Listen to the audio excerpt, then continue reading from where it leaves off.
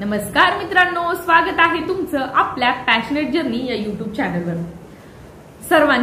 सर्वांना ज्या गोष्टीची इतक्या दिवसांपासून म्हणजे सगळेजण आवर्जून वाट बघत होते अशी आपली रूपांतरित यादी जी आहे, बहुप्रतीक्षित रूपांतरित यादी म्हणजे कन्वर्जन राऊंड हा लागलेला आहे आणि ज्यांचं सिलेक्शन झालं आहे अशा सर्व नवनियुक्त शिक्षकांचं हार्दिक अभिनंदन।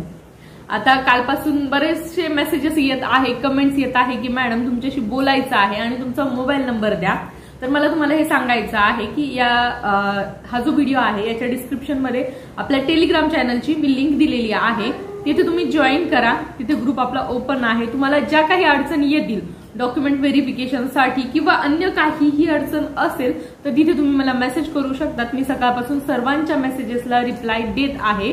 तुम्हाला काहीही अडचण आली तर तुम्ही मला तिथे मेसेज करा। टेलिग्राम चॅनलची लिंक मी आपल्या कम्युनिटीला देखील लावलेली आहे। काही जरी अडचण आली असेल तर तुम्ही मला मेसेज करू शकतात। कालपासून भरपूर जणांचे मला मेसेज आहे की मॅडम तुमच्याशी बोलायचं आहे, मला नंबर द्या। तर तिथे तुम्ही बोलू शकतात। ज्यांचे मेसेजेस आलेले आहेत त्यांना मी रिप्लाय दिलेला आहे, पर्सनलला पण दिलेला आहे, टेलिग्रामला तुम्ही मला मेसेज करू शकतात। तर ही गोष्ट झाली। आता जे विचारत होते, आता काही जणांचं असं रूपांतरित यादी म्हणजे आपल्या कन्वर्जन राऊंड बद्दल काही जणांचा डाऊट आहे, तर त्याचबद्दल आता मी थोडंसं बोलणार आहे। काहींचं असं म्हणणं आहे, विशेषतः ओबीसी कॅटेगरीच्या काही महिलांचं असं म्हणणं आहे की महिला त्याचबरोबर पुरुषांचं देखील की मेरिट आम्हाला जेवढे मार्क्स आहेत त्यापेक्षा कमी मार्क्स वाल्यांचं सिलेक्शन झालेलं आहे, परंतु आमचं झालेलं नाहीये। आणि काही महिलांचं देखील असंच म्हणणं आहे की आमच्यापेक्षा कमी मार्क्स वाल्यांचं नाव आहे परंतु आमचं यादीमध्ये नाव नाहीये। मग म्हणजे असं त्यांचा प्रश्न आहे। आता मला 2-3 गोष्टी इथे क्लिअर करायच्या आहेत। सगळ्यात अगोदर सर्वांनीच बघा की मीडियम चेक करा, कारण इंग्लिश मीडियमचं मेरिट बऱ्यापैकी खाली आलेलं आहे, त्यामुळे सर्वात आधी तुम्ही मीडियम चेक करा। त्यानंतर सायन्स आणि मॅथ्सचं मेरिट पण खाली आलेलं आहे। तुमचं 1 ते 5 साठी जर असेल डीएड आणि मराठी मीडियम जर असेल तर मराठी मीडियमचा आणि इंग्रजी मीडियमचा हा फरक आहे हा बघा।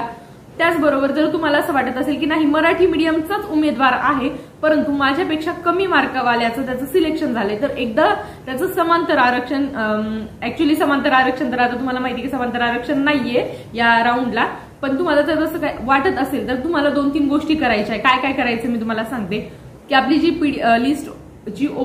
जी लिस्ट आहे त्या लिस्टमध्ये तुमच्यापेक्षा कमी मार्क्सवाले जे कोणी लागलेले आहेत त्या लिस्टच्या याचा स्क्रीनशॉट घ्या, त्याची किंवा त्याची पीडीएफ काढून त्याची प्रिंट काढून घ्या। त्याचबरोबर तुमचे मार्क्स, तुमचं जे काही आहे स्वप्रमाणपत्र वगैरे या सगळ्या गोष्टीची प्रिंट आणि ह्या सगळ्या गोष्टी तुम्हाला म्हणजे पुण्याला आयुक्त कार्यालयाला तिथे भेट द्यायची आहे आणि तिथे तुम्हाला हे प्रूफ दाखवायचे आहेत की अशा गोष्टी झाल्या। कारण 2017ची जी आपल्या अपात्र गैरहजरची यादी आता मागे लागली आहे, आपली 2023चा पहिला राऊंड होण्यापूर्वी ती जी यादी लागलेली होती तर त्यामध्ये एका लेडीजचा हा सेम प्रॉब्लेम होता। त्यांनी मलाही मेसेज केला होता आणि अन्य काही लोकांनाही त्यांनी या गोष्टी सांगितल्या होत्या। तर त्यांनी काय केलं, सगळ्या गोष्टीची पीडीएफ व्यवस्थित तयार करून त्यांनी आयुक्तांना देखील मेल केला होता। त्याचबरोबर जर आपल्याला edu.pavitra. त्यावर देखील त्यांनी मेल केलेला होता आणि तर तिथे देखील त्यांनी त्यांचा प्रॉब्लेम मांडला होता आणि त्यांनी त्याच्या हार्ड कॉपी सॉरी फ्रेंड्स मध्येच कॉल आल्यामुळे ते डिस्टर्ब झालं। तर बघा मी काय सांगत होते की तुम्हाला तुम्हाला तुमचे मार्क्स जास्त असतील तर तुमच्यापेक्षा कमी मार्क्स जिथे ज्या जिल्हा परिषदांच्या पीडीएफ म्हणजे त्या ज्या पेजवर तुम्हाला दिसते की माझ्यापेक्षा कमी मार्क्स वाल्यांचं सिलेक्शन झालेलं आहे आणि बाकीच्यांचं काहीच नाहीये, आता समजा या राऊंडमध्ये समांतर आरक्षण नाहीये तर तुमच्यापेक्षा कमी मार्क्स वाल्यांचं त्याचबरोबर मीडियम चेक करा आणि सगळ्या गोष्टी जर अशा असतील की तुमचं मीडियम सारखं सगळ्या गोष्टी सारख्या परंतु तुमच्यापेक्षा कमी मार्कवाल्यांचं सिलेक्शन झालं त्या पेजची तुम्ही प्रिंट काढा, त्याचबरोबर त्याची पीडीएफ तयार करा। तुमचं जे स्वप्रमाणपत्र आहे, तुमचा जो फॉर्म आहे, तुमचे मार्क्स आहेत आणि नॉट रिकमेंडेड आलेलं तुमचं जे पेज आहे त्या गोष्टी एकत्र त्याची पीडीएफ पण तयार करा आणि हे सगळं तुम्हाला आयुक्तांना देखील मेल करता येईल आणि आपला जो तुम्हाला मेल आयडी दिलेला आहे edu.pavitra.gov.in किंवा आता नंतर चेंज केला असेल तर त्यावर तुम्हाला तुमचं हे देखील पाठवायचं आहे आणि तुम्हाला प्रत्यक्षात आयुक्त कार्यालयामध्ये देखील भेट द्यावी लागणार आहे। कारण जर खरंच सिरियस हा प्रॉब्लेम म्हणजे हा असं झालं असेल तर हा सिरियस प्रॉब्लेम आहे. तर तुम्हाला न्याय नक्कीच मिळू शकेल, कारण हे अगोदर देखील घडलेलं होतं. प्रूफ फक्त तुम्हाला तुमच्या सोबत घेऊन जायचे आहेत की अशा गोष्टी झालेल्या आहेत आणि तुम्ही त्वरितच आता काल यादी लागली म्हटल्यावर आजपासून तुम्ही पुढची प्रोसेस करायला हरकत नाहीये. पण तुम्हाला एकदा असं वाटतं की काय बऱ्याचशा जणांचे मेसेज होते, तर काही जणांनी कदाचित मीडियम पाहिलं नसावं. मीडियम पाहिलं नसेल, कारण माझ्या पाहण्यामध्ये मी बऱ्यापैकी जेव्हा यादी चेक केली तेव्हा माझ्याही लक्षात आलं की इंग्रजी मीडियमच्या जागा बऱ्यापैकी भरल्या गेलेल्या आहेत आणि त्यांचं मेरिट बरंचसं खाली आलेलं आहे. बाकी तर मग आपल्याला पदवीधरमध्ये सायन्स मॅथचं मेरिट तर खाली आलेलं आहे पहिल्यापासूनच माहितीये. परंतु इंग्रजी माध्यमाच्या आता काही ठिकाणी मी बघितलं काही जिल्हा परिषदांनी आता मराठी मीडियमच्या अजिबात जागा भरलेल्या नाहीये. ज्या भरल्या त्या फक्त इंग्रजी मीडियमच्या इंग्लिश मीडियमच्या भरलेल्या आहेत. तर त्यामुळे तिथे जसं छत्रपती संभाजीनगर, त्याचबरोबर सांगलीचं पाहिलं मी, कोल्हापूर, काही ठिकाणी कोल्हापूर नाही काही ठिकाणी असं केलंय की मराठी मीडियमच्या जागाच म्हणजे नसतील कदाचित त्या माजी सैनिकांची किंवा कन्व्हर्टेड राऊंडमध्ये त्या जागा नसतील. तर अशा प्रकारे इंग्लिश मीडियमच्या जागा जास्त भरल्या गेल्यामुळे तिथलं मेरिट ऑलरेडीच कमी आलेलं होतं तुम्हाला माहितीये. मग त्यापेक्षा बऱ्यापैकी खाली मेरिट गेलेलं आहे.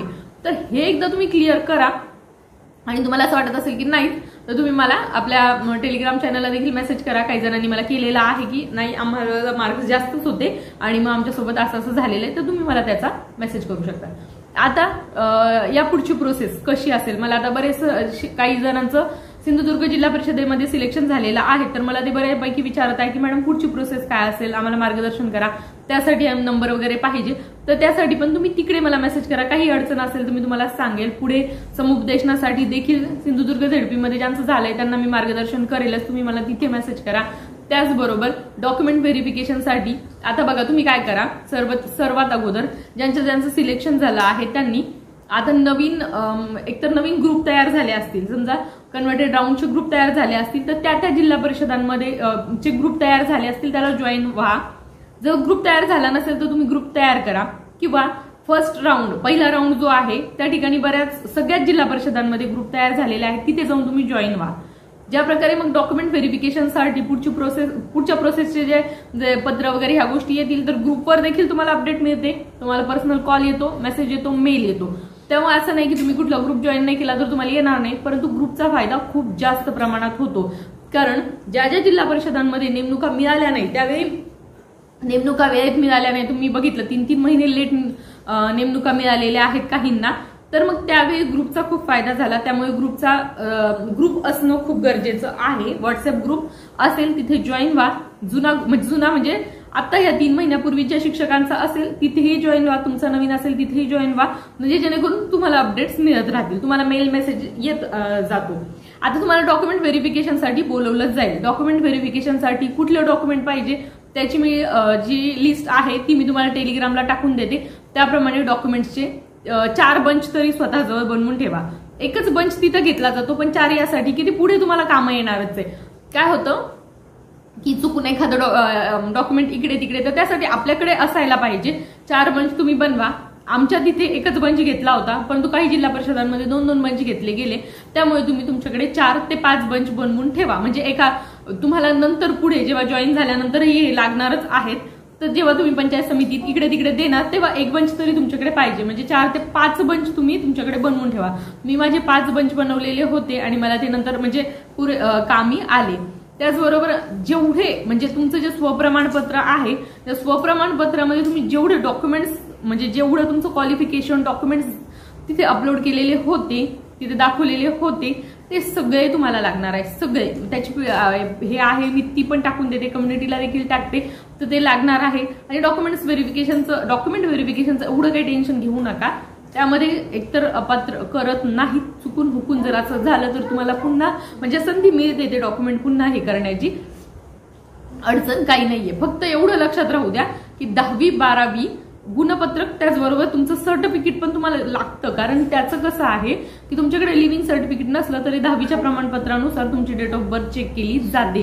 कारण डेट ऑफ बर्थसाठी ते हे मागतात. पुन्हा नावात बदल असेल तर त्याचं तुम्हाला गॅझेट किंवा मॅरेज सर्टिफिकेट पाहिजेच. ह्या गोष्टी कशा आहेत याच्यामुळेच बऱ्याच जणांना अडचण आली. कारण सगळ्यांकडे 10वी 12वी तुमचं पदवी BEd त्याचबरोबर पदव्युत्तर पदवी हे सगळ्यांकडे असतं आणि त्याचबरोबर प्रत्येक तुमचं मार्क मेमो आणि प्रत्येकाचं सर्टिफिकेट, MSCITचं सर्टिफिकेट असेल तर असू दे, नसेल तर काही हरकत नाही, ते पुन्हा नंतर लावता येतं. आणि जर तुम्हाला MSCITच्या सर्टिफिकेटवरून कुणी अपात्र करत असेल, कुठल्या जिल्हा परिषदेने तसं केलं तर आम्हाला संपर्क करा. असं नाहीये, आपल्याला पुढच्या 2 वर्षामध्ये MSCIT करून घेता येते. त्याचबरोबर जात प्रमाणपत्र तुमच्याकडे असणार आहे, तर जात प्रमाणपत्र असेल आणि जात वैधता नसेल तर ते पुढच्या 6 महिन्यामध्ये आपल्याला करून घेता येतं, तर त्याची काही अडचण नाहीये.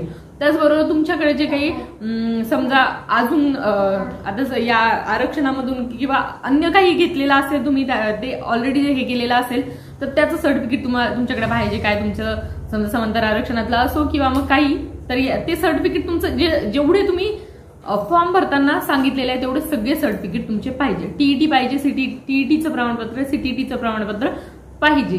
ते ऑनलाईन चेक केल्या जातं, म्हणजे तुमचं ते तिथे चेक केल्या जातं. ते सगळे सर्टिफिकेट जेवढं आपण दिलेलं तेवढं सगळं पाहिजे. फक्त नावात बदल असेल तर त्याचा थोडासा एक हे आहे आणि बाकी त्याचं काही जास्त टेन्शन घ्यायचं नाही. आता तुम्हाला पुढे 1-2-3 दिवसामध्ये, पुढच्या 8-1 दिवसामध्ये तुम्हाला डॉक्युमेंट व्हेरिफिकेशन होऊन जाईल. समुपदेशन तुमचं केव्हा होतं हे थोडंसं सांगता येत नाही, कारण मागचे समुपदेशनाचे किस्से तुम्हाला माहिती असं झालेलं आहे. आता होणार नाही कारण बदली प्रोसेस झालेली आहे, त्यामुळे समुपदेशन लवकरच होईल. समुपदेशनाबद्दलही मी तुम्हाला एक वेगळा व्हिडिओ बनवेल, कसं असतं काय असतं. मी 2-3 जिल्हा परिषदांचे बघितलेलं आहे की कुठं कसं झालंय, मी ते पण तुम्हाला सांगेल. सध्या डॉक्युमेंट व्हेरिफिकेशन होऊ द्या आणि जर इमिजिएट समुपदेशन झालं तर वेल अँड गुड, चांगली गोष्ट आहे तुमच्यासाठी की तुमचं समुपदेशन लगेच होतंय आणि तुम्हाला लगेच जॉईनिंग मिळते. कारण आम्ही 3 महिने वेट केलाय, आम्हाला आताशी 1 महिना झालाय, तर तुम्ही बघा तुम्हाला लगेच मिळत असेल तर खूपच चांगली गोष्ट आहे. आणि आणखी काही तुम्हाला काही अडचण येत असेल, समजा काही असं वाटत असेल की बाबा काही चुकीचं झालंय, म्हणजे माझ्यावर अन्याय झालाय, माझं यादीत नाव नाही यायला हवं होतं, काही असेल तर तुम्ही मला मेसेज करा. आपण बघूया त्यामध्ये काय काय काय गोष्टी घडल्याय, काय कसं आहे. काही जणांना मी सांगितलंय पुढच्या गोष्टी, काहींच्या सेम तसंच काही अडचण असेल तर मग मला तुम्ही मेसेज करा, आपण बघूया त्याच्यावर काय करता येईल ते. तर या सगळ्या गोष्टी आहेत मित्रांनो. आणि आता बऱ्याच आता यानंतर सगळ्यांचं की मॅडम कन्व्हर्टेड राऊंड केव्हा लागेल, सॉरी कन्व्हर्टेड राऊंड झाला आता विथ इंटरव्ह्यू केव्हा लागेल, कारण विथ इंटरव्ह्यूची आम्ही खूप दिवसांपासून वाट बघत आहोत. तर मित्रांनो आता कन्व्हर्टेड लागला याचा अर्थ तुमचा मार्ग मोकळा झाला आहे विथ इंटरव्ह्यूचा राऊंड होण्याचा. आता याच्यानंतर लगेचच ती प्रोसेस म्हणजे चालू झालेलीच आहे. आता अचानक एक दिवस अशाच प्रकारे तुम्हाला न्यूज बुलेटिन येईल, एवढंच एक माझ्या मते याच महिन्याच्या म्हणजे जुलैच्या फर्स्ट वीकमध्येच, पहिल्याच आठवड्यामध्ये या गोष्टी घडायला हरकत नाहीये. तरी काही अडचणी आल्या समजा काही असेल तर मी तुम्हाला त्याची अपडेट देत राहील. आता यापुढची प्रोसेस तीच असणार आहे, तुमची विथ इंटरव्ह्यूची लिस्ट लागणार आहे. सगळ्यात अगोदर तुमची लिस्ट लागणार, तुमचं नाव त्याच्यामध्ये येणार, म्हणजे ज्या ज्या शाळेसाठी तुम्ही रिकमेंडेड झालेला आहात त्याचं नाव येणार आणि मग त्यापुढे तुम्हाला त्या शाळेशी त्या संस्थेशी संपर्क साधून तुमचा इंटरव्ह्यूची प्रोसेस, त्यानंतर डेमो वगैरे या गोष्टी तुम्हाला तशी करून घ्यावी लागणार आहे. तुमची आता यादी डिस्प्ले होणार, मग तुम्हाला कुठल्या कुठल्या संस्थांमध्ये कुठल्या व्यवस्थापनांमध्ये इंटरव्ह्यूसाठी बोलवलं हे तिथे तुम्हाला दाखवलं जाणार आहे. हे अगदी आता याच्यानंतर म्हणजे काहीच हरकत नाही व्हायला. 9वी म्हणजे जी काही सुरुवातीपासूनची म्हणजे 1st to 5th 6th 8th 9th 10th 11th म्हणजे सगळ्याच विथ इंटरव्ह्यूच्या याद्या लागतील, लवकरच लागतील. म्हणजे आता यापुढे 1-2-3 दिवसात 7-8 दिवसामध्ये लागायला काहीच हरकत नाही. बघूया आता आपण काय काय घडतं, जशा आणखी अपडेट येतील मी तुम्हाला सांगणारच आहे. आता मला एक गोष्ट सांगायची की एवढं झाल्यानंतर मित्रांनो 10% जागा यायला काहीच हरकत नाहीये. 10%साठी आपण आता सगळे प्रयत्न करूया. 10% म्हणजे ती सेकंड फेज असणार आहे. आता काही जण कालपासून, आणखी हा पण एक मुद्दा थोडासा कव्हर करते की काही जण कालपासून खूप दुःखी आहेत, कारण कुठेतरी त्यांचं म्हणणं आहे आमच्यावर अन्याय झाला, पहिल्या राऊंडमध्ये आम्ही आमच्या जिल्ह्यापासून खूप दूर लागलो आणि नंतर कमी मार्क घेऊन लोक जवळच्या जिल्ह्यामध्ये लागले. पण मित्रांनो ही एक प्रोसिजर होती, म्हणजे शिक्षक भरतीमध्ये तरी अशा प्रकारचीच प्रोसिजर फॉलो केली जाते की सुरुवातीला पहिला राऊंड लागतो आणि त्यानंतरच मग हे कन्व्हर्टेड राऊंड वगैरे लावतात. आता मला 2017चे बरेचसे विद्यार्थी बोलत आहेत, विचारत आहेत की मॅडम 2017च्या भरतीचं कसं की त्याचा कन्व्हर्टेड राऊंड. तर मित्रांनो आता बघा, आता जर 2022ची भरती पूर्णत्वास जात आहे तर आपल्याला आता 2017च्या भरतीची मागणी करण्यासाठी ही एक सुवर्ण संधी आहे. सुवर्ण संधी कशी म्हणता येईल, कारण की जर 2022च्या भरतीचा 2022-23च्या भरतीचा कन्व्हर्टेड राऊंड होत आहे, तर मग 7 वर्षापूर्वी झालेल्या भरतीचा कन्व्हर्टेड राऊंड अजून का होत नाहीये, तर यासाठी आता मागणी करायला हवी, जेणेकरून तोही कन्व्हर्टेड राऊंड लागेल आणि 50% जागा ज्या आहेत त्या कोर्टातून त्या येणारच आहे. सध्या 17च्या भरतीवर स्टे आहे. मला 17च्या भरतीबद्दल सगळेजण विचारत आहे की मॅडम 17च्या भरतीचं सांगा, तर 17च्या भरतीवर सध्या स्टे आहे. तो उठल्यानंतर त्याची प्रोसेस होईल. कदाचित मला असं वाटतं की तो स्टे आहे, त्याचमुळे कुठेतरी कन्व्हर्टेड राऊंड आणि त्या 50% जागा सध्या तरी स्टॉप आहे. कदाचित जर स्टे उठला तर त्या पुढची प्रोसेस देखील लवकरात लवकर होईल. सध्या तरी हीच अपडेट आहे.